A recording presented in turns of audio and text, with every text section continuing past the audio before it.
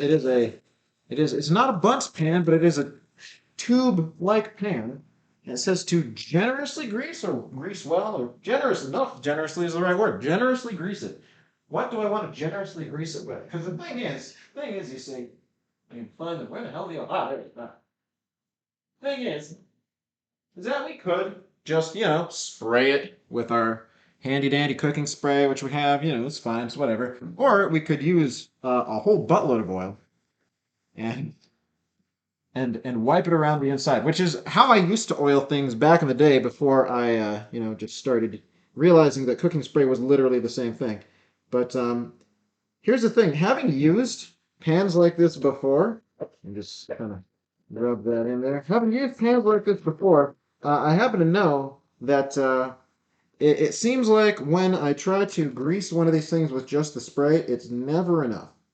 Never seems to be enough. It doesn't seem to do the job, cut the mustard, so on and so forth, etc. So we're gonna lube it up real good with a normal big old container of it, and hopefully that will prevent things from sticking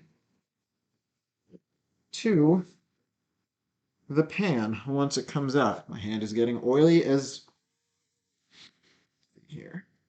That should be enough. That should probably be enough. Let's just keep on working that into the bottoms and the middle. All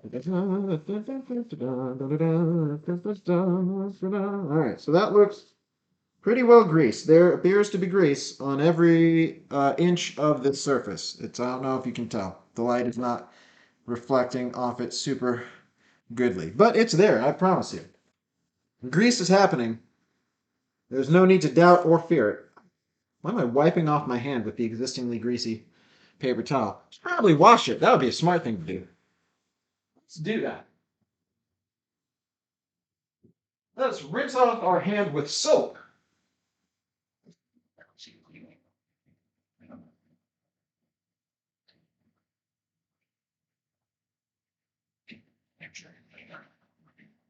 There we go. That's better. All right, so let us get our ingredients together, shall we?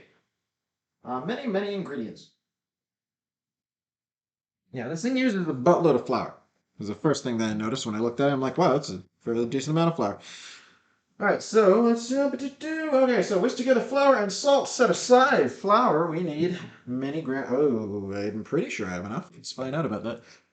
360, 360 no scope. Let's just pour it this way so it doesn't get all over our laptop. There we go. Yep, 340. Oh, 372. Almost. Very close. I'm gonna probably need more flour soon. Should put that on a list of things to buy. Scoop you out. Oh, so close. How about now? You there? Got enough? Surely that's enough. 61. All right, a little bit less. 360. There we go. All right. And amount of salt. Half a teaspoon, which doesn't seem like enough. One thing that's interesting, which I didn't actually notice, I had to read the comments of the recipe to really have this pointed out to me, but there's no baking powder or baking soda in this cake. No leavening agents to speak of, which I guess is accurate and normal and supposed to be how the recipe is. Why? I'm not sure. Because, a lot of cakes have it.